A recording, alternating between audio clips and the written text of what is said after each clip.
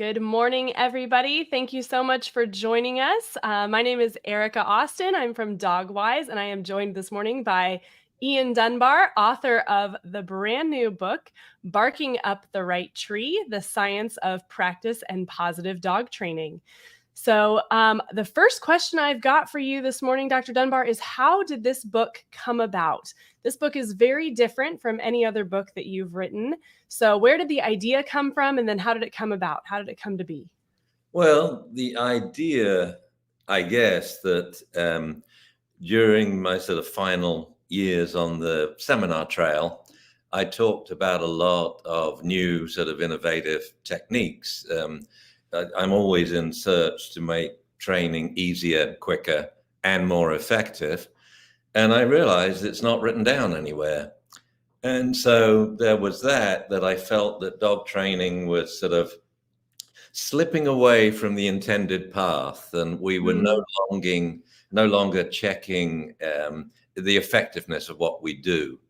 So that dog training is now pretty much defined by its nature. Is it positive or not, rather than by its effect on behavior? And of course, as a behavioral scientist, as you probably realized in the book, the way I discuss punishment or intended aversive punishment is not out of emotion or hating someone. It's objectively, I look at the pros and cons of, is it easy? Not particularly. It's a bit of a schlep. You know, is it quick? No, it's not the quick fix it's intended to be, as evidenced by the fact that people keep giving leash corrections and shocks. Is it effective? No, as evidenced by the fact that people keep giving leash corrections and shocks. And so therefore a punishment is not a punishment. Well, the same general argument that most training is not training. hmm. And so, when I started in all this, every single person in my audience, bar a couple of vets or breeders, they were all dog trainers that competed in obedience.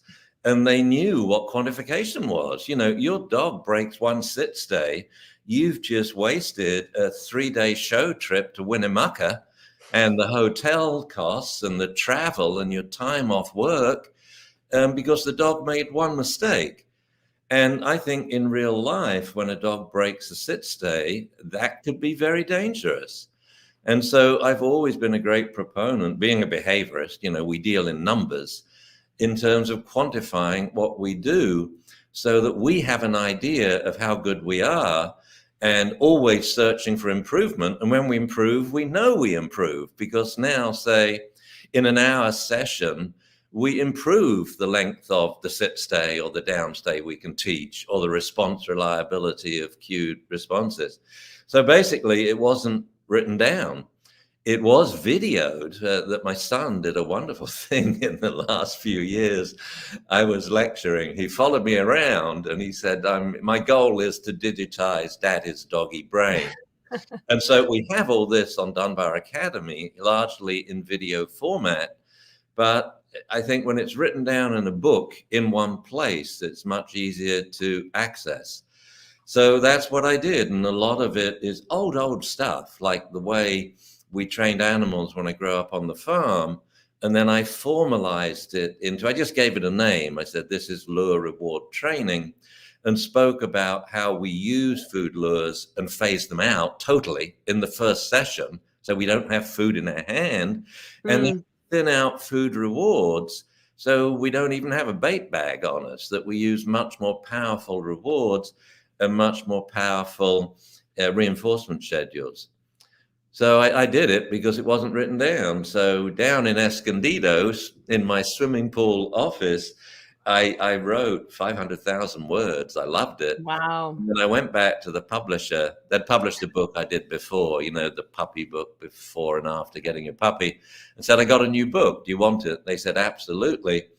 And I sent it to him. He said, but we only want 120,000 words.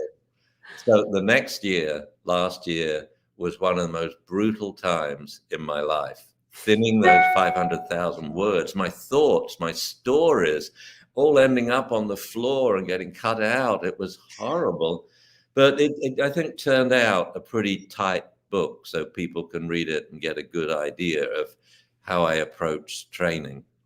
Absolutely. And I first of all, thank you to Jamie for having the idea to follow you around and video you and like you said, digitize all of that dog brain and wisdom that you have from over the years. But I do think there is something about having a book and having being able to hold it in your hand and flip through it. And I have an ebook copy that I was reading when we were first the book came to Dogwise, and we were looking to make sure that this is a book we wanted to be able to promote to our customers, and I'm able to highlight the sections that I love and make sure that I've got, I can come back to it and reference it later, and that's something that I value so much. And this book is beautiful. It's a beautiful hardback book, and it's just gorgeous. It was really well done. So, but it is hard when you're working with a publisher who says, we only want a quarter of what you've written, and to be able to, like you said, tighten that up and figure out what is really relevant to this information and to the audience. That can be a really painful process, as you alluded to. Well, well, the last two words in the book are thank you, Jamie. But I said to him, most of the stuff I cut out, I decided to cut the book in two because it's essentially about changing behavior, temperament, feelings, and perceptions in animals, humans included. And many of the examples I included were about raising children, motivating employees, and stuff like that. So I said to Jamie, that's going to be your book. And what we'll do in about a year, we'll go away somewhere and tape the whole thing, because I've got a lot of it written down. But he knows most of the stories because they're about him. Well, some of the dog training techniques came from kids. They started with children first. Like Jamie was in a daycare where it was a cooperative, and so the parents had to be there for part of the time. So since Mimi had such a good job and I didn't, I would do that. And I was left alone once. The teacher went off to go shopping and said, well, look after the kids, Ian. Well, there's 14 kids. And I was gobsmacked and thought, oh, my God, we're going to stop this. And I told all the other parents afterwards. And so I didn't know what to do with them. And one of them was literally a juvenile delinquent at the age of, 4 or 5. And I didn't know what to do. And just out of my head, I thought, I know, I'm going to put craziness and silliness and noise on cue. So I practice turning it off. So we played this game called the silly game. And basically, I sat in the silly chair and I said, all right, be silly. And they were instructed when I said, be statues, that they had to be quiet, stand still, fold their arms. And the first person to do that would become the silly master and sit in the silly chair. Oh. So that's how we got the game, Jazz Up and Settle Down. And it pretty much in an adolescent dog class, it solves every problem they have in 10 minutes. We say, right, everyone have your dogs be as crazy as you can. And the funny thing is, the people sort of go, and most dogs go, huh? Sit down and look at their, like, what on earth are you doing? And it's Murphy's Law in dog training, right? One of the hardest things is to get a dog to misbehave on cue. That's So right. a lot of the dog training exercises and ideas came from growing up with Jamie. It is fascinating how much overlap there is with kids. I have a 2-year-old now, and being a good dog trainer has helped me to be a better mom. I can tell you that for sure. And I love that example, that use of a functional reinforcer, something where it's really desirable that the kid would want to be the silly master. And what a great idea to modify that, because, play is so important to dogs and kids, which is probably why they get along so well. Well, yeah, I think that dog trainers have just been seduced by this very ineffective century-old laboratory computer-generated learning theory. And I think I was the first person to introduce learning theory to the dog training world back in 86 and 87. And when I did, I said, you must realize this has come from computers training captive rats. So Right. what does that mean? Well, number one, when people train people, we don't have a couple of computer skills like consistency and good timing. So it ain't going to work so well with us. The other thing is the rat is in a cage. It cannot escape punishment. Mm. Dogs can when they're off leash, as do horses, and so can humans. Children can play truant from school. They don't like the teacher's way of teaching. They can run away from home. We have divorces, and we have employees quitting their jobs, all largely for personal reasons that they don't like the relationship between their boss or parent or teacher and them. So this was entirely the whole point in the book of not only is there such a thing as a non-aversive punishment, and I should explain that to people. If they haven't read the book, they won't understand. They'll think I'm talking Greek or something. So punishment is defined in the applied animal behavior sciences by its effect on behavior. Does it inhibit, reduce the frequency of, and eventually eliminate targeted behaviors, ones that generally we consider inappropriate because the dog loves them, but we consider them inappropriate? It is not defined by its nature. In the legal world, it is. It's defined by its nature and its reasons. But scientists look at one thing: did it work? And if it did, how well? So that's the definition of a punishment. The definition of an aversive is what the dog doesn't like. So when someone says, I don't like these aversive punishments in training, well, you actually don't see them. Oh, don't be so stupid. People are jerking the dogs all the time, and these shock collars, they should be banned. I'd say, no, they are aversives. It's a very, and I'll acknowledge you there. You shock me, and I'll say, that was aversive, or you can jerk me, or push me, or shout at me. That's what I hate it when people shout at me. That's aversive. The question is it punishing? Did it serve your sort of training mission to reduce that behavior? And that, of course, the beauty of behavior rather than temperament. Temperament, we sort of describe it in adjectives, but that is our opinion. We say, we think the dog's reactive, or we say, oh, he's trustworthy, or he's friendly. Behavior is observable and quantifiable, so we can objectively quantify behavioral change. And when we do this, we find aversive punishments simply don't work as advertised by their continued and repeated use.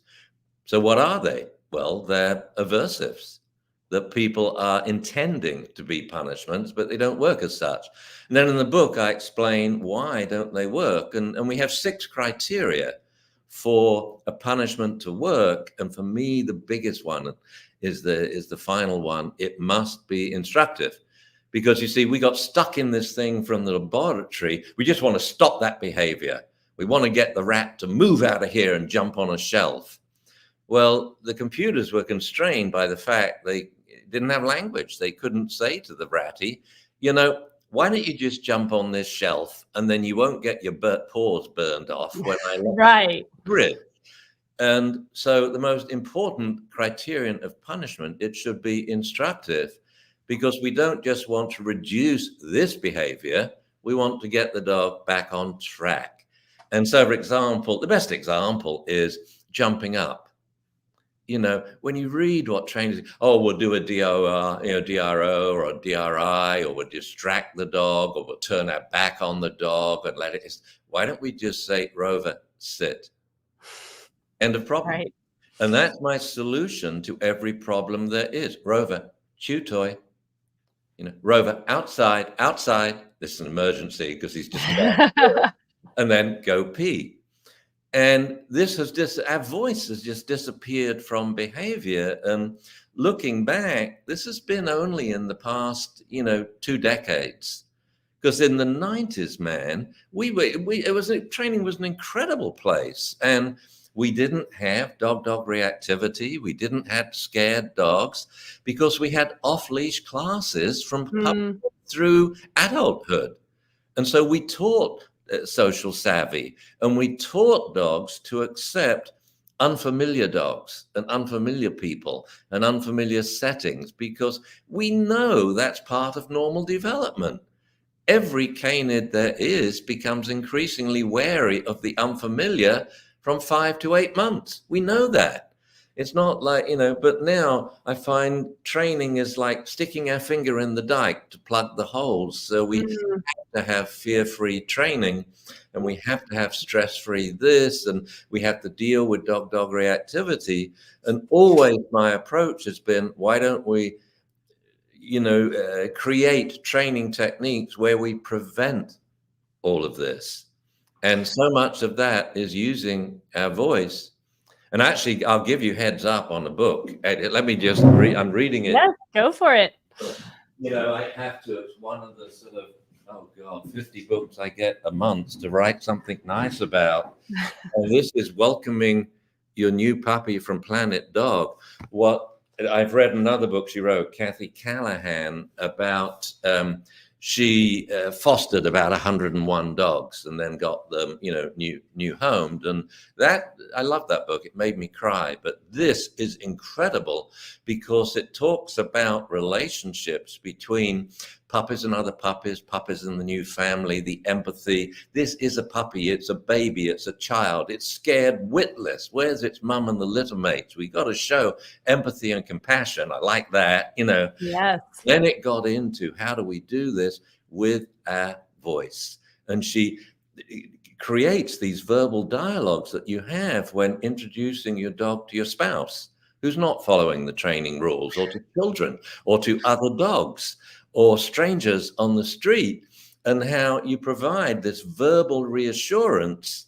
And now you can see the echoing from everything I wrote in the book. And I thought, how does she get a Absolutely. copy of my book and then write it much better than the way I wrote it in my sort of stilted scientific style, And so that's one that's coming out. So Dogwise should jump all over that. It's not. I'm sure that we will. I'll request a copy from the Anyway, author this is so we about can review it. about This is about your book, but I mine. think that that's interesting in hearing you say, how different training is now from in the 90s. And I think, as someone who spends a lot of time on social media and watches dog trainers with their different philosophies and kind of the way that there's so much division in the dog training industry. And of course, the dog training industry in this country is unregulated. So anyone can say that they're a dog trainer without any education, which is a huge problem because, like you said, maybe they're using a technique that is outdated or not even effective.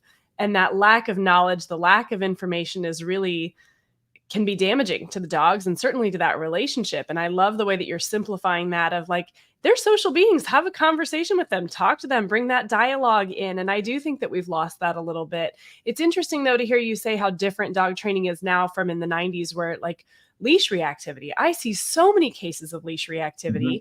And it's just so pervasive. And do you think that that's mostly because we're not having as many off leash Well, classes or interactions? COVID put the last nail in the coffin. Sure, yeah. You go to a class and it's even off-leash puppy classes are mainly on leash now. And, I like to visit a lot and just peek through the window and see what they're doing. And so if puppies are not off leash from the first 5 seconds they're in class, I mean, they do it all themselves. That's amazing. We have, I had to teach a class just last week because my trainer's dog was in the vet. It was very sad. So I drove down 2 hours to get there, just 40 miles to San Jose, and taught the classes. And we had this shepherd who was so scared he couldn't move, and this little dog, and then we had a pushy dog. It's all resolved in the first class. As long as you can keep the owners away from them, you have to give the owners confidence and say, it'll be okay. These are puppies. We have trained 120,000 puppies. We've never had one puppy harm another. So it had to go to the vet clinic. We've had squabbles. We've had puppies squeak and run. But by the end of the first class, all the puppies are now playing. And these shy puppies are important to tone down the over-the-top play styles of like the labs and the idiots in class. But then the big dogs in class, the Hulkers, the Bernies, the Mastiffs, the Akitas, the Malamutes, are wonderful to build confidence in the little puppies. And you think about it, there was a little Japanese chin in class, and number one, he was one of the best trained dogs there, trained by a girl, verbally in puppy class, sit, down, stand, stay. Oh, I was so impressed with what my trainer had done there with this little girl. But the dog was so confident. It went up to this humongous beast of a dog and said, hello. And it knows that you mustn't run, you mustn't squeak, but if you sit, you will be respected as a dog. Hmm. I mean, I have the luxury. I spent 10 years watching dogs interact because I studied the development of aggression in dogs as well as the sex side of the studies. Um, and we're missing this now. But the other change in training that I saw, you see, I grow up with off-leash training, not just for our gun dogs, but our cats on the farm. We had 14 ratting cats, all trained, all fed, all trained to come when called, when Granny rang the bell. And the cows, the chickens, the pigs, the sheep, all socialized from day one, Hmm. which is when you must do it in in equidae and bovidae and all these, animals, because they have a 48-hour socialization period. And years later, I remember asking my grandpa, because he would invite all the kids from the village to come and teach the one-day-old calves to drink from a bucket. Because again, Interesting. they've been pulled away from mum and they don't know how to suckle. And so it's no good giving them a bucket of milk. They don't know how to drink it. So you have to put your finger down there and stick it in the mouth. And they suck like you can't believe. When you're a kid, your whole hand sort of goes inside. But of course, when they can't get enough, they're hitting the bucket and the milk formula goes all over you. And then the calves lick it off like this. Years later, I asked my grandfather, why didn't you just get the farmhands to do that? It would have been much quicker. And he said, I wanted the calves' first exposure to children to be a pleasant one, covered in Mm. formula. Because we have public footpaths through our farms. All over England, you have public footpaths through your property, and you can't close them off. So it means the general public can walk through your fields. And now they're in a field with lots of cows. And he Mm. said, I didn't want the cows or the people to be scared when they confront each other when the cows are now 2 years old. And I thought, wow, he left school at 12. And nearly every psychological procedure I've used, classical conditioning, and he was practicing then off leash. That's the natural way that it was, because we didn't have leashes for dogs.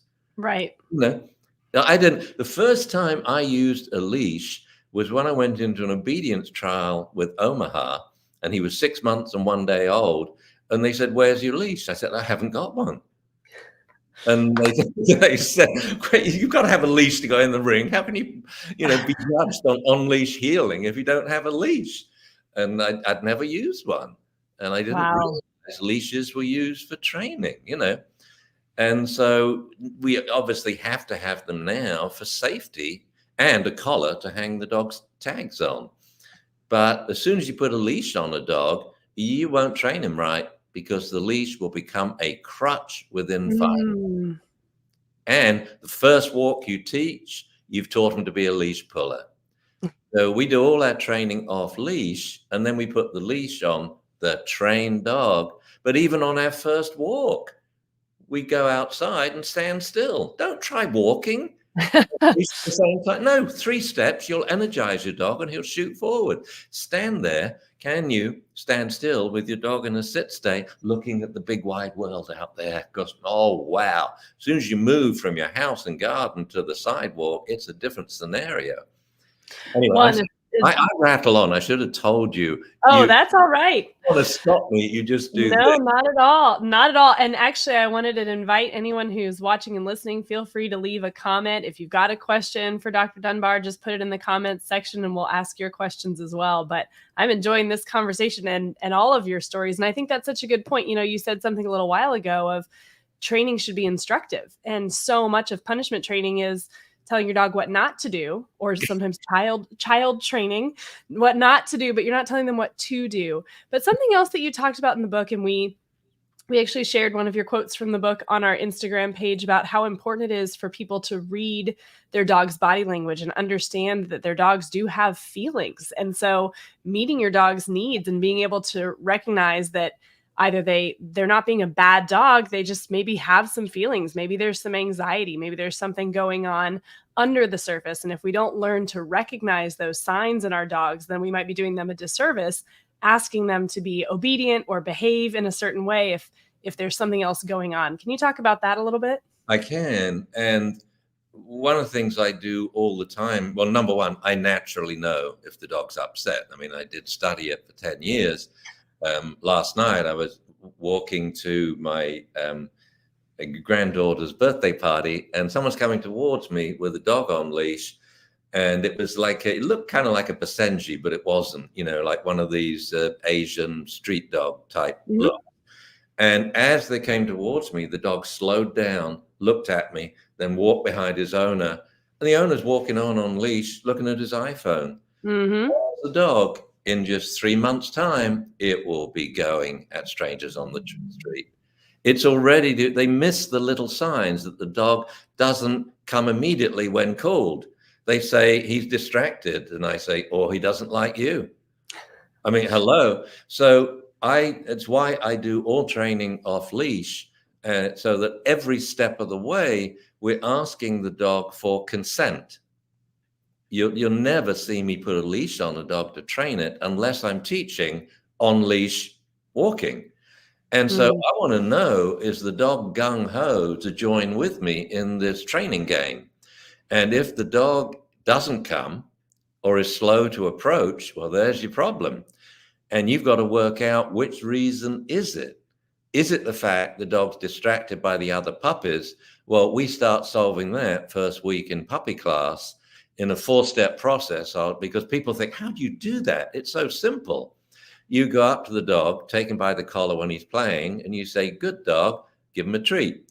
Then you go up to him, take his collar, ask him to sit, say, good dog, give him a treat, and go play. Mm. Then you go up to him and without touching him, say, sit. Then you take him by the collar to prove you could. Then you say, good boy, maybe give him a treat and say, go play. So you're now using the distraction, go play, as a reward.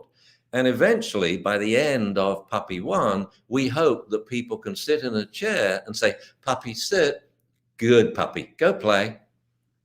And that is what I call your dog park regulation. Every 20 Yes. seconds, you ask them to sit at a distance to check you're in control and to check that they are happy with your instructions. And you check that by their prompt and, compliance. And so having them off leash, it's a total different training game, because it's now usually the owner on their own. No, your daughter's training the dog quite happily, and maybe your son. Oh, and your wife's doing a great job, but it's not coming to adult men and sometimes little boys. Well, there's the problem. And so let's resolve it straight away. Or we can point out, what are these little warning signs? And they are, obviously, the dog lowers his head, he backs off, he's slow to approach. And then the obvious, he ran away from you and he's hiding, won't come no matter how much you implore. So that's the problem. Forget teaching come and sit. You better put that food bowl in the cupboard and sit down on the floor and hand feed every single piece of kibble for the next 3 days. And that will change the dog, by the way. A common problem I used to have was, my dog doesn't like my new boyfriend. So obviously the dog's living with a single woman. So I would say, I can solve that for you. Let me just, meet with your boyfriend. And so I explain them, and this is usually over a beer. I say, now look, first thing you got to realize, this dog is a deal breaker. You mess with this dog and you won't have a girlfriend. I'm just explaining that to you from the benefit of experience. I say, here's what you do. I want you to get a bag of freeze-dried liver, because back then we didn't have Ziwi Peak. And I said, I don't want to tell your girlfriend you have it. It's in your pocket. Whenever she leaves the room, you say, hey, puppy. And you just give him 3 pieces. Within 2 days, I'll get another complaint from your girlfriend. I don't know what's going on. I go out to work to earn money to buy my dog's food, and all he wants is to sit in my boyfriend's lap. You see, classical conditioning it's so quick. It's no different than one day with children feeding milk formula. Boom, Right. love children. Yes. It's so quick. Cats, it's the same. Horses, piece of cake. In one day of working with a newborn foal, you can change its life forever. So we don't have to deal with this silliness of having to teach join up with a 2-year-old, Mm. stallion. And then when you do it as a trainer, everyone complains, well, that was stressful. Of course it's bloody stressful, you idiot, because no one did anything with this foal. They never taught it to like unfamiliar people. So the horse is totally scared, but it's not the trainer's fault. And oh, look what the trainer did. They solved the problem in one session. Now the horse says, I have one human friend, this trainer. Was it scary? Yeah, like jumping out of a plane with no parachute, but I know I can trust this guy now. And we're always thinking of fixing the problem instead of preventing the problem, which is the quickest, easiest, and most enjoyable way. I mean, when I drove back from puppy classes just last Thursday, I was high as a kite. And I'd forgotten what it was like to teach them. Last one I did was 7 years ago. It's you see, being a trainer, you know what this little behavior means. A dog ducking his head when the sun Mm. is to pet it. Kid's going to be bitten within the next 3 to 6 months. We know this is going to happen. And we resolved that in 1 minute. We said, hey, come here, just stand with me. Plant your feet, put this hand in your pocket. Now hold this treat in my hand so the puppy can't bite you. Right. When we step back, come and sit, come and sit, come and sit. We may have to teach the puppy off because the kids don't like the slobbering and the biting. And now the kid, I noticed that it's hanging out. I mean, the puppy by the little boy. And you see, you can, in interactions between a pack of dogs or a group of humans in a bar, you can interpret everything through proximity. Hmm. Proximity isn't an accident. I met in one of my puppy videos, I won't say which one, but there's this lovely thing where this gorgeous guy has a tiny little puppy and they're settling down on the ground doing the handling exercises. Then he looks to his left and right next to him is a quite gorgeous woman with her dog. That's not accident. She is not sitting there by accident, okay? And so proximity tells you everything. And it especially tells you what sort of relationship you have. And if you do a group recall, say with a family, I say, right, spread out, all call the puppy. It goes to mum. Hmm. Sit down, 3 of you call the puppy, goes to the little girl. Next, the little boy, and it goes to dad when he's the only one left, the last standing. So we can actually ask the dog how he's feeling. Like, people, they get all that, oh, I can read the dog's mind. And they're always in my seminar sitting in the front row. And I said, you can? And I always bring a dog from the audience. And I say, I put my forehead down on the dog's. I said, she says she can read your mind. And I said, no, the dog disagrees with you. And then I say, look, you can't even read your husband's mind, let alone. That's true. Yeah, we got to face the facts. We don't know what's going on in there unless we ask questions like, who do you like best? Or 2 different types of food treat. You do that 10 times, the dog can only take one of them. Oh, 9-1 for seaweed peak. That's why I use it. Because, freeze-dried liver would give it a race for its money, but that's nowhere near as healthy. It's like you're going to end up with a puppy with a liver like a goose if you feed fatty liver. When I would walk every Sunday, we would walk, myself and a very famous zoologist, the one who said the only reason we have these dominance hierarchies is because men did all the original field studies, and they did. And all men saw were the fights. When for a lifetime to watch primates and other animals, they saw what was really going on. And often what they were looking at was a matriarchy, nothing to do with males and their stupid little fights. So anyway, we would walk. We were great family friends with our kids every Sunday, and we walk this circular trail. And coming down, it splits into two. And I used to say, right, shall we take the high road or the low road? You know, and you got the dry, rocky, and you got the low, muddy. And we're walking down the dry, rocky road, and Thelma stops and says, Ian, Omaha's not following you. She said, let's go back to him. And we go back to him, and I said, Omaha, go on. He goes down the muddy road. And she said, he has a clear preference. So every Sunday we would stop and say, Omaha, which way? And he went a different way.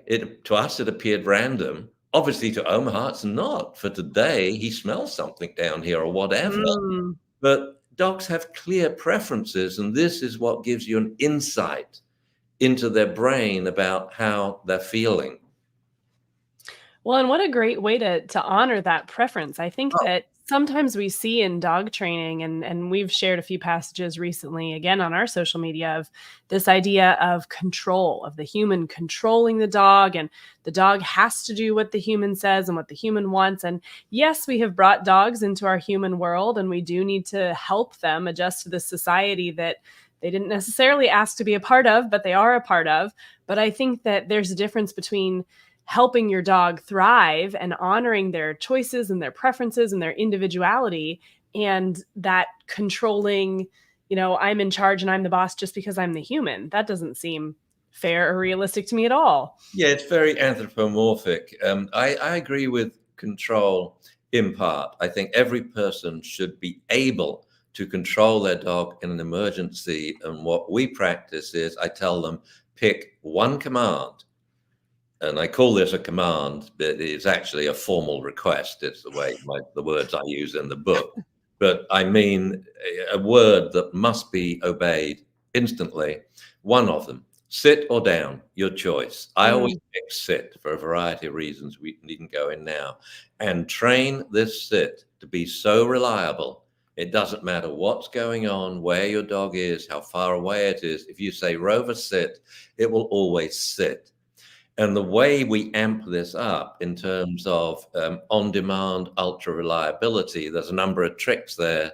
The two different names, informal and formal names for the dog. So formal name means this is a must do.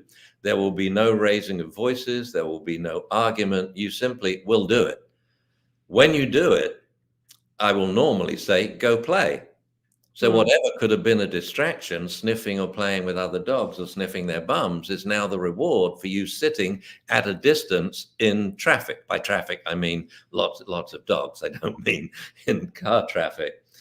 If you don't sit following a single request, then I will come back up to you. And once you've sat, I will say thank you in a very sarcastic voice, like my mother used to use, or Maggie Smith on Downton Avenue. Thank you.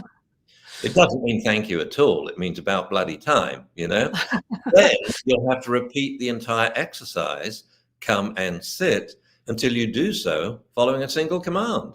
So that's how we get such ultra reliability on our emergency sit, because the rewards are not food pellets, you know, they are go play, go sniff, let's go on the walk, play tug, play fetch, play hide and seek. It's all these wonderful life rewards, which are much more powerful reinforcers.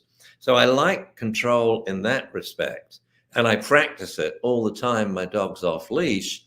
And what I'm doing now is I'm putting up unedited videos of me training dogs, just so how people can see how it works. I never stop talking to them. I never stop giving instructions. I never stop giving them guidance when they go off track. Like, hey, steady, tranquilo. That's it. They don't like you when you jump on them like that. That's how I right. talk to the dog, as in this lovely book, you know, by Kathy Callahan that I'm reading. It's all gone from dog training. But otherwise, I like to ask dogs questions. Would you like to go pee now? It's raining. Or would you like to wait for a little later? But you do have to pee before you go to bed. Your Right. choice.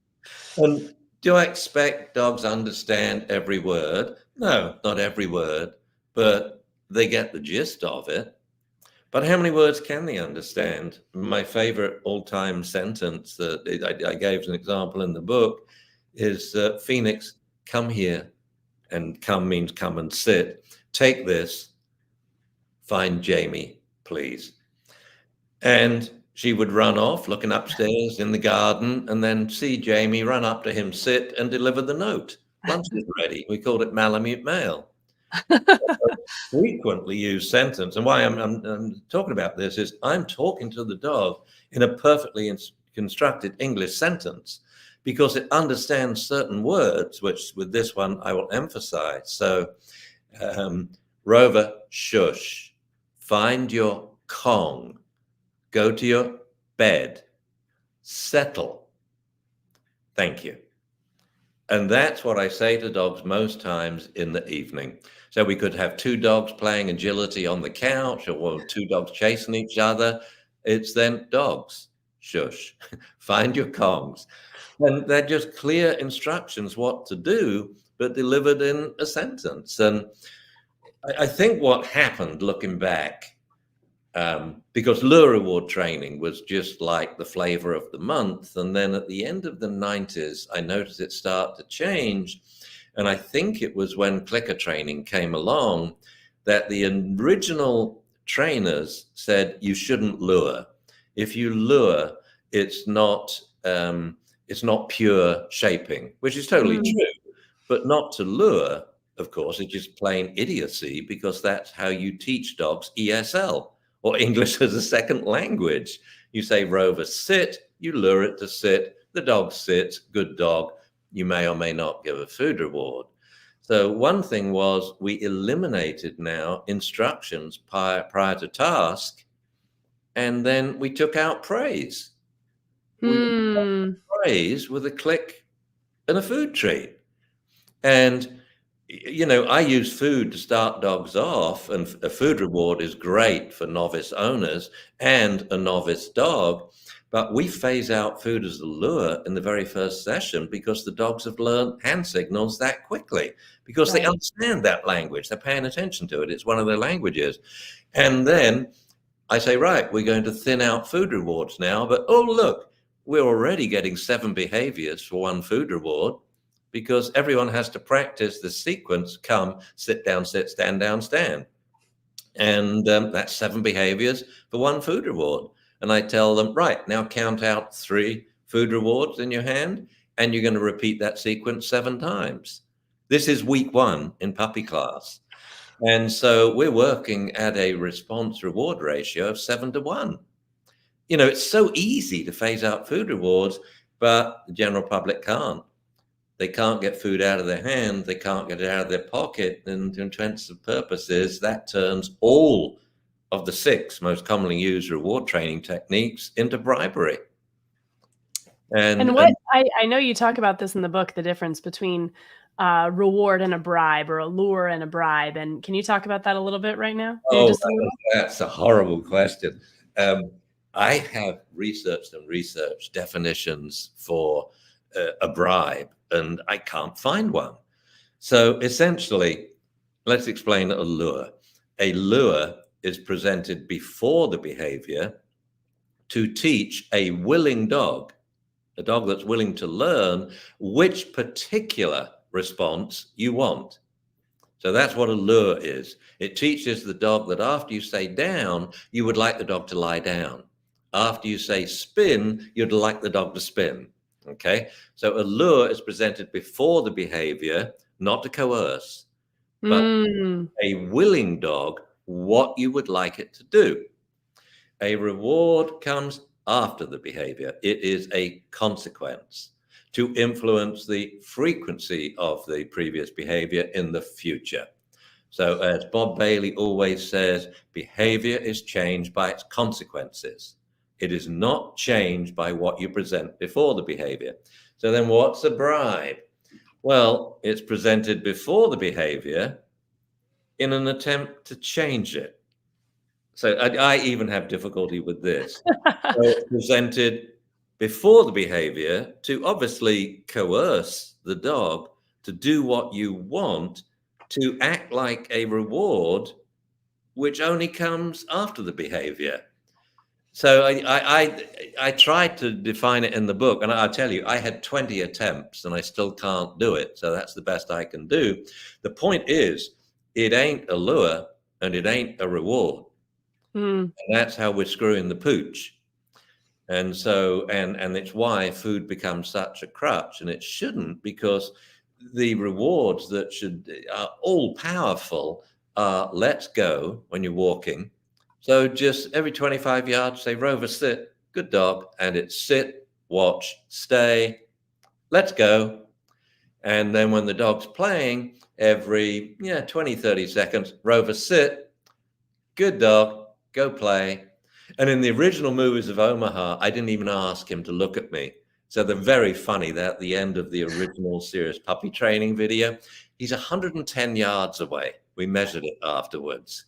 And he's wandering around, see his 5-year-old Malamute, because he died right after we filmed this. It was horrible. And I said, Omaha, sit. And he sits. But what he's looking at is a drug deal that's going on the other side. Oh my gosh. Yeah. And so I say, Omaha, down, and he lies down. And so back then, all that was required was a response, because there's the proof the dog's paying attention. The dog doesn't have to look at you to pay attention. And in some, back then, in obedience, I used to compete with him. You don't want the dog to look at you. Like healing, I want the dog to look ahead. I don't want him to do this golden thing, looking up at me and twisting his neck around, so if he hits a lamppost, he'll break it. I want him looking at, just personal preference. Doesn't look as pretty, but it's darn sight more stable. And of course, in obedience, training a Malamute is a bit different from training a golden retriever or border collie. So that's a difficult one. Yeah. Bribes. Let's just say they're wrong. Start with food, but phase it out in session 1, and also quantify that you're phasing it out. So we have 2 indexes of our reliability, or the dog's reliability, or our success as a dog trainer, or our control over the dog, if you like, if needs be. And one is response reliability percentages. So we keep count of how many times we have to give a command or a hand signal before the dog responds. So for example, if we went, Rover, sit, Rover, sit, that's 5 signals you gave for one response. That's 20% reliability. And as soon as we do this, the owners suddenly think, wow, I'm only 25% reliable in the kitchen. I better not take him out in the street. No, you shouldn't. So we test response reliabilities everywhere, and they change according to how far is the dog away and where's the dog. So they're best in the kitchen. They're lower in the living room, much lower in your yard. And a lot of the time they reach 0 when you're on the sidewalk with your dog on leash. So we build them up, and we don't like to go in public until we have a dog's 95% reliable. The other thing we keep track of is response reward ratios, which is basically, what's your bang for your buck? How many responses do you get for each food reward? And as soon as you teach owners to count out the number of food rewards you're going to give in this session, it just happens like magic, because now they value them. But otherwise, in training, what you see is sit, click, treat, sit, click, treat, down, click, treat. No, we're not giving. I mean, this is crazy for 2 reasons. One, every behavior is different, right? And so some aren't worth a food reward. Because, they sort of met minimal criteria, but they weren't very good. And if we measured them, 50% by definition would be below criterion. So why reward those? That means you should never reward more than 50% of responses, because half of them aren't as good as the other half. You get it? In fact, yeah. The rule of thumb is you should never reward more than 1/3 of responses, even in the teaching mode. And then the other thing is you're using the same reward each time, the same old food pellet. Now, just because computers had to do so in the laboratory, they had to use food pellets. They had to use shock because they hadn't got their voice then. Now Mm. they do. And if we had an AI computer repeating all these experiments when they shock the living daylights out of rats, there'd be no need for shock. The computer would just say, "No, Ratty, you know that's really silly. Get on your ledge. Yep, get on your ledge. You know, that's it. Well done. No shock needed." But it's why now people speak so badly about things like negative reinforcement. I use it all the time, but using my voice and not raising it, it's a very powerful training technique. But certainly you wouldn't use shock to use it. And I really tried not to lose my mind or my temper and become angry writing this book when talking about valid techniques in training which are now so abused. And their abuses, they've become aversive. And it's all happened because we've eliminated our verbal instruction and verbal feedback and guidance from dog training. And that's why I love Kathy Callahan's new book. Hey, this book isn't out, guys. So as a starter, use her. Do you stock her 101 rescue dogs? I think that we do, but I feel like Sure this you book will has come after. across Yeah.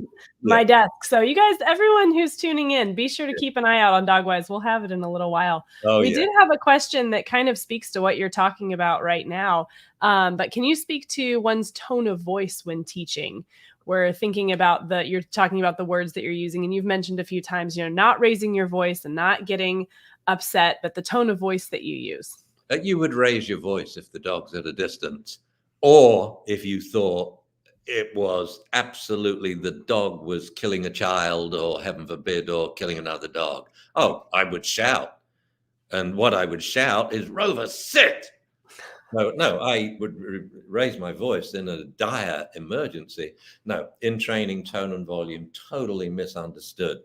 When you give an instruction, it should be tone and volume free. It should be clear. Rover, sit. Rover, down. Okay. Rover, stand. You don't want to go, "Rover, come here. Pa, pa, pa, pa, pa." Why?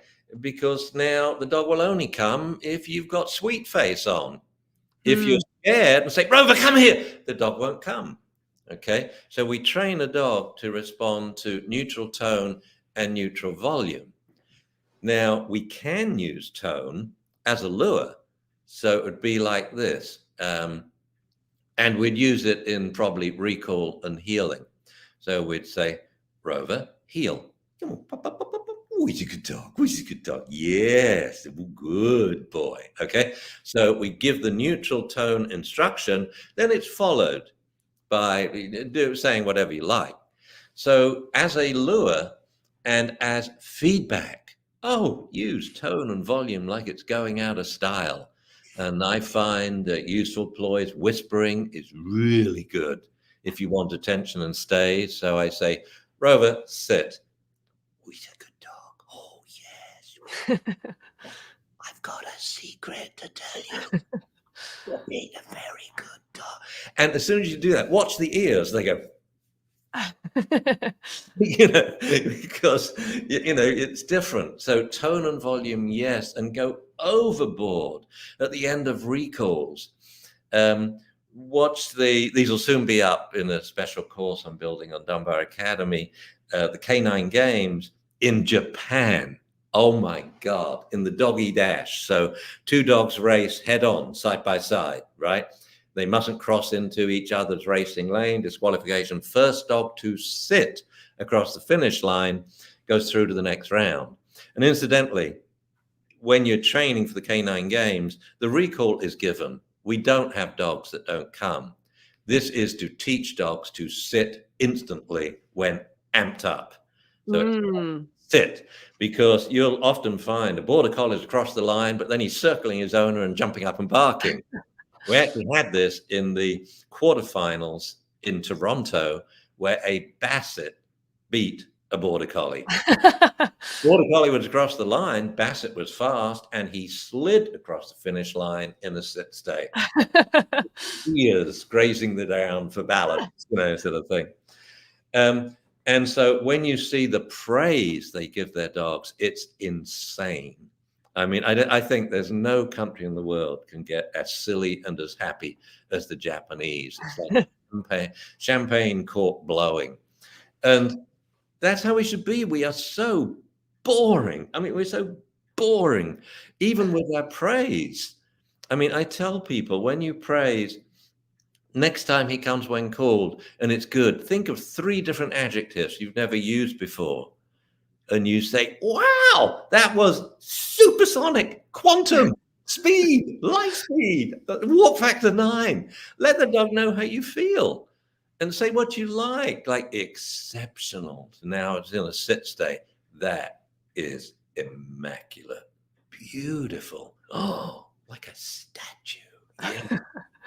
And I love it. To me, I know it's like, I think we got to reevaluate this Lima thing now, or at least intrusive, minimally aversive. Number one, we should change minimally aversive to non-aversive.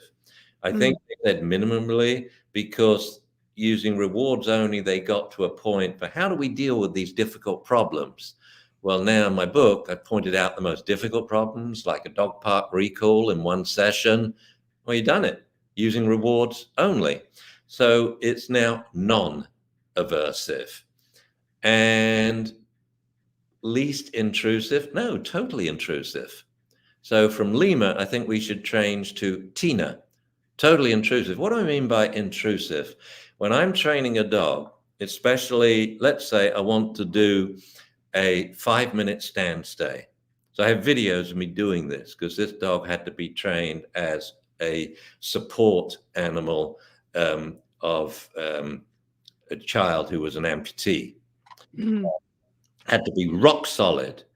And so I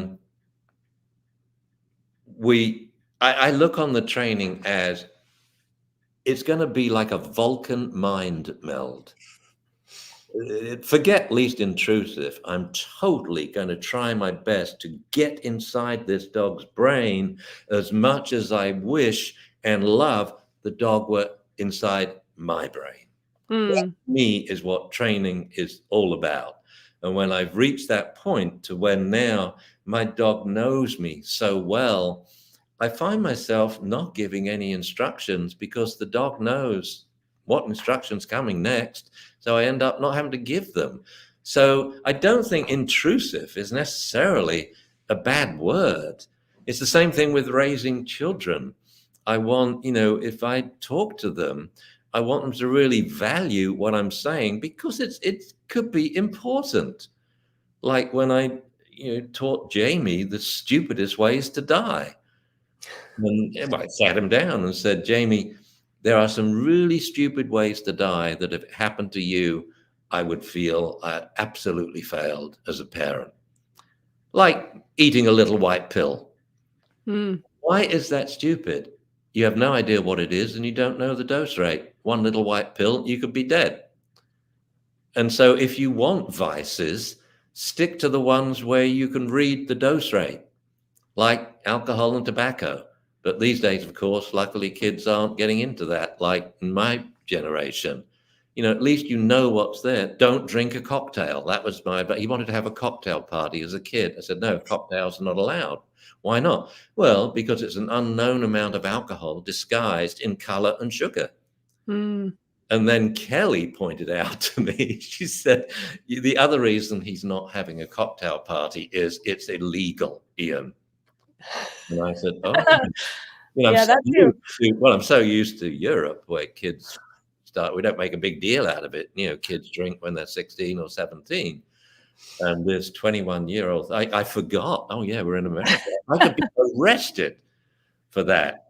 And so I want that real closeness and mind meld at times. And then we relax. I don't want it all the time, but I want that type of intensity, intrusiveness. But I think it's a lovely thing. I don't think it's a nasty thing. And so I think you'll find that lemur will, well, I noticed the other day a couple of online definitions of lemur have now been changed recently, actually since my book's been published. Coincidence or conspiracy? Who knows? But I'm now going to talk to them all about it, all the dog training groups worldwide, and saying, I think we need to rethink this. And I think we must rethink training. We have to have a practical test for trainers, and it's very simple. It's very easy to quantify. It's a half an hour long, a half an hour video of them training up 3 to 5 dogs to do what they like. That's all. And it's all quantifiable. What we end up with are numbers, especially if we give them exercises. You've got to do come, sit down, sit, stand down, stand 3 times, luring, hand signals only, verbal only. We would like to see a 30-second stand stay, a 1-minute sit stay, and a 3-minute down stay. And this is in one session. And they say, in one, well, yeah, if you can't do that, then I think we should reevaluate training techniques. It's what I try to do with every dog every time and succeed with many. So, and that's why I'm putting up, we have a lot of edited videos because we made the very first video on dog training that ever hit the market, serious puppy training. But editing isn't as good as I think an unedited video of, say, me training a dog, or better still, me teaching someone else how to train a dog, when you see all the mistakes. It's never perfect. But when you make a mistake, then you move to plan B and plan C. And you can only learn dog training that way. You can't learn it like, when the behavior happens, do this. Number one, I got news for you guys out there. Behaviors run in packs. There's one behavior and it's around for 1/10 of a second, waiting for your feedback. Now it's a different behavior. Then another one, then another one. So dog's playing, he's sniffing quietly. Now he's humping. Oh, that's wrong. Now he's running after another dog. Now he's jumping on it. Now he's coming when called. Now he's sitting and looking at you. You have to give feedback so that your feedback every half a second at least reflects, was that behavior acceptable or not? And if it's acceptable, how acceptable is it?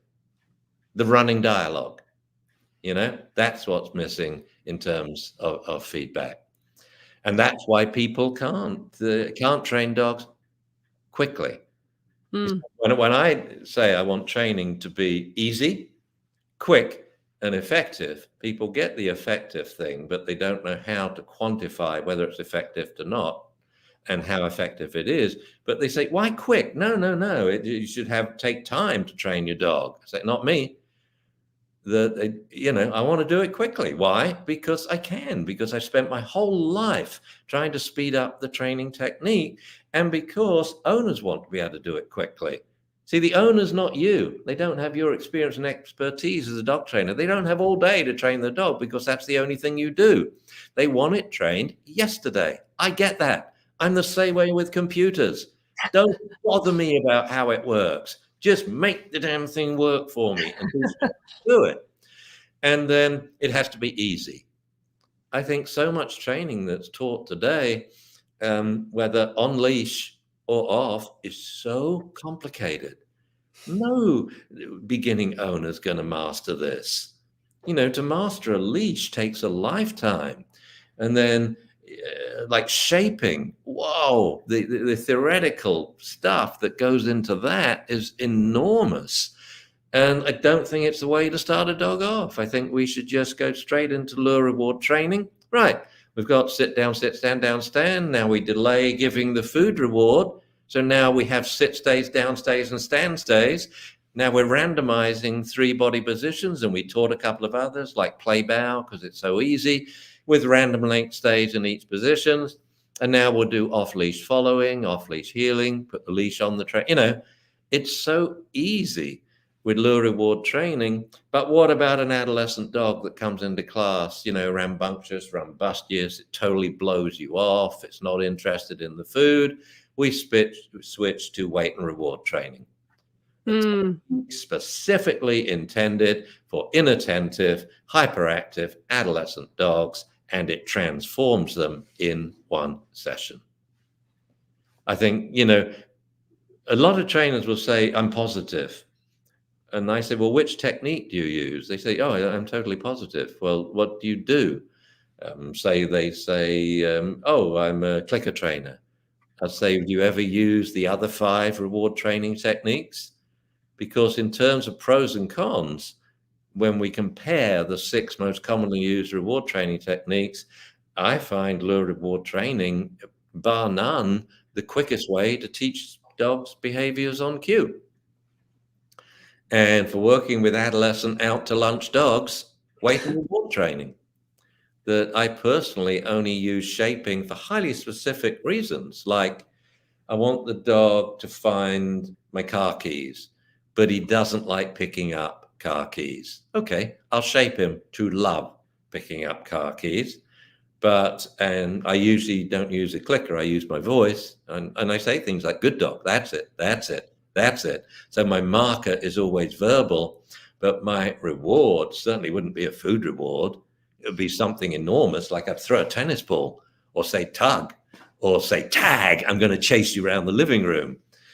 And so, yeah, shaping is a very important training technique, and it provided a very, very easy alternative to negatively reinforcing force retrieves.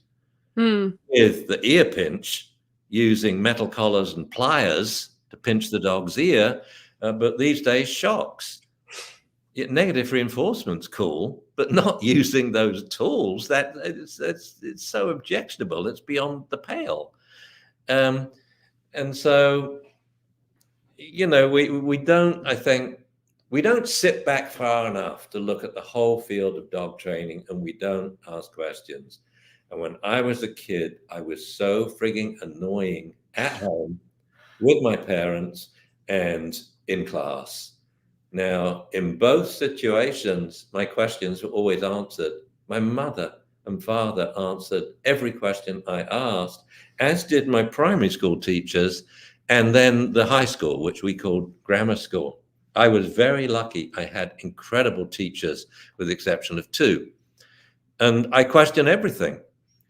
And this really annoys a friend of mine. And she says, do you question No, she looks on it as me saying stuff isn't good enough. Like airports, when I walk through them, I redesign them. Now think about it. The only reason they're so big is because planes have wings. So you only get them to come so close together. Well, what if, my brain's always thinking, but what if they came in a straight line? You know, like in diagonally and parked. Or what if when they came up to a gate, we had ramps?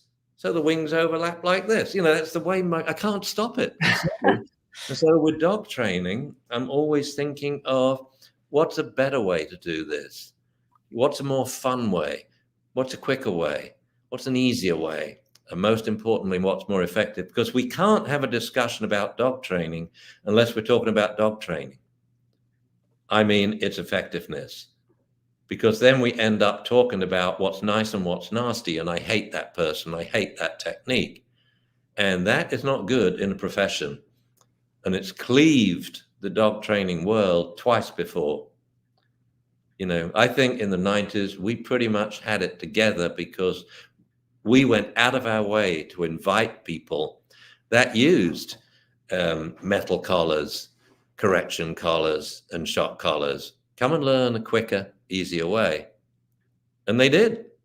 And most of them then suddenly became believers.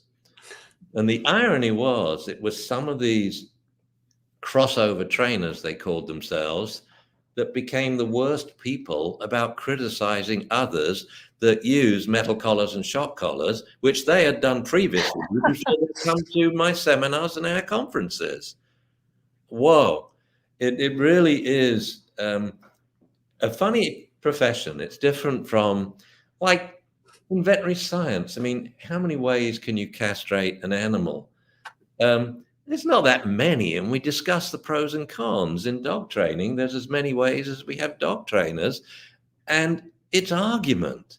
It should be discussion about pros and cons of ease, speed, effectiveness, And then we get to the enjoyment factor. Well, my crew's already screaming with laughter. You see, I acknowledge it's enjoyable or positive, as we say, without even thinking. Of course it is. Why would you teach a dog who's your best friend like your worst enemy? I mean, it's really like someone had a competition years ago. Say, guys, I got a very difficult competition. I want you to take dog training. No, let's say puppy training.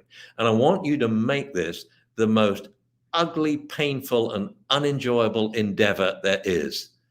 And they did it. Oh, God, it's unbelievable. I would never have thought of doing that stuff. My first thought is, well, let's let them off leash so we can check for consent and they can run around and play, and we can use play as the reward for coming and sitting. And let's teach them quickly and easily because the general public doesn't want to hang around.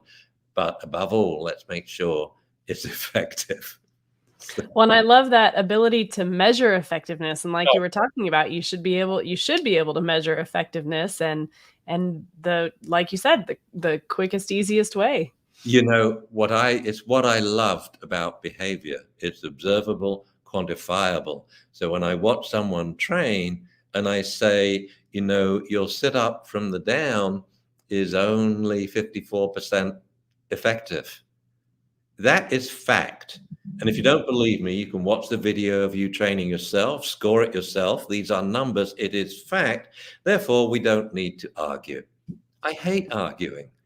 I refuse to argue with people. It takes two people to tango, and I will not be the second person in an argument because it's unproductive. It goes off track and it gets nasty. I will be all over you if you want to debate this by logic and with objective means. And I had three guys, sadly now only Joel's still alive. The two in England just died quite recently, who came to every seminar I gave in England or the US.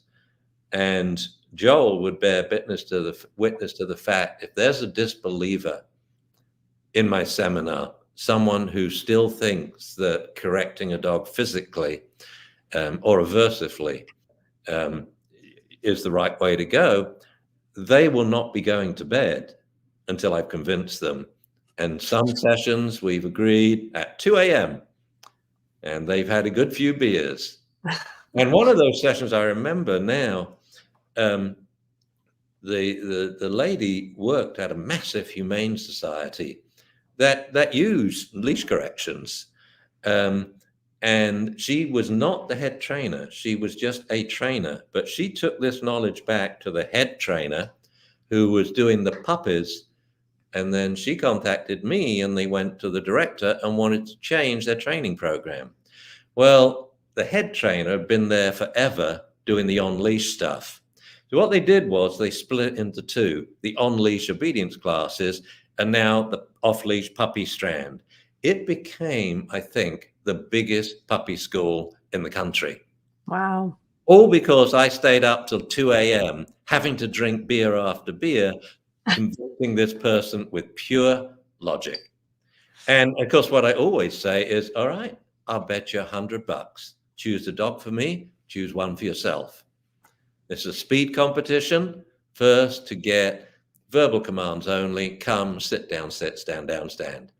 Or a 3-minute downstate, your choice. You pick the competition, but $100 is on the line because I don't bullshit. I'm not, sometimes I say what I think, and I usually in the dog world, I say, well, this is what I think.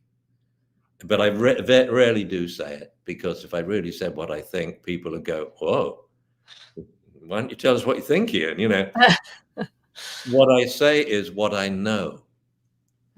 It's based on numbers and numbers and numbers and hundreds of dogs, thousands of dogs, over 100,000 dogs, because we do quantify as we train. And my latest big thing, I started the APDT Foundation for trainers to do research on dog training, but we've yet to have a study. We have studies on like peripheral fields, like shelters and personalities and cognitive stuff, which is very interesting. But we don't have studies on the ease, speed, effectiveness of training dogs to come, sit, lie down, roll over, you know, and I want it done by dog trainers. So we set benchmarks. And so, you know, what this trainer produced, say in 1 hour, the behavior change, we test before and after. And so you now know whether you want to listen to them or not at a Mm. conference. But I find it's very difficult these days to get trainers to show videos of them training. I actually tried to do this was 3 years ago when I was living in San Diego, put together a summit on dog training. And I wanted every dog trainer to show videos of what they're doing. I didn't want talking head. You have no idea how many people I asked and how many just said no or gave excuses. And I really had to try to get, and in the end, I had to double up. I did 3 sessions. I think Julie Case did a couple, Amanda did a couple, Kelly did, and so on. Whereas I think it's the only way people will learn if you say, look, this is what I do. Can you beat me? And that was the Canine Games. We're essentially saying, this is what we do. Can you beat us? Like in the woof relay. So in a woof relay, you have a team of 5 dogs. Each dog has to, when I say ready, steady, go, the first dog has to go woof, woof, woof, shush. Fourth bark disqualifies the team. Then the second person goes woof, woof, woof. It's under 4 seconds. 15 wolves from 5 controlled dogs, 3, and we say, well, that's the world record, beat it. And that's what training is all about. And for dog training to evolve as a science that it should be, it has to be all about numbers, and we have to know what they are. And we're always trying to beat our own personal bests, improving what we do, and to beat the personal bests of others. It's just a friendly, it's no different from an obedience trial or the Olympics. I mean, it's friendly. And in good British fashion, we shake hands afterwards. Jolly well done, even though you whipped my ass. How did you do it? You see, I know the next question I'm going to ask. How the hell did you do that? That's the beauty of quantification. You know immediately, do I want to ask this person about their techniques? Do I want to watch them, or do I want to just ignore them? Because they didn't really do much. They talk the talk, but we're not walking the walk. And this is what dog training desperately needs. Well, I'm looking forward to seeing kind of that evolution of training as it continues. We do have one person who left a comment for us, said, interesting observations, looking forward to reading the book.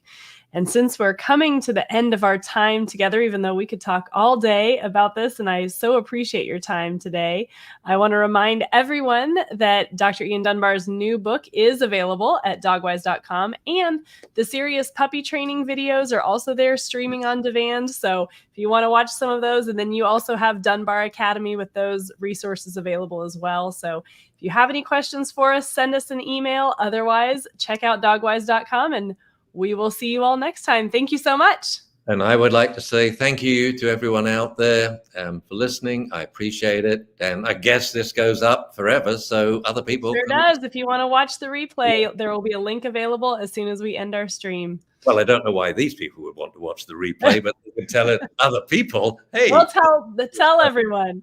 Thank you so much. Thank you, everybody. And thank you, Erica.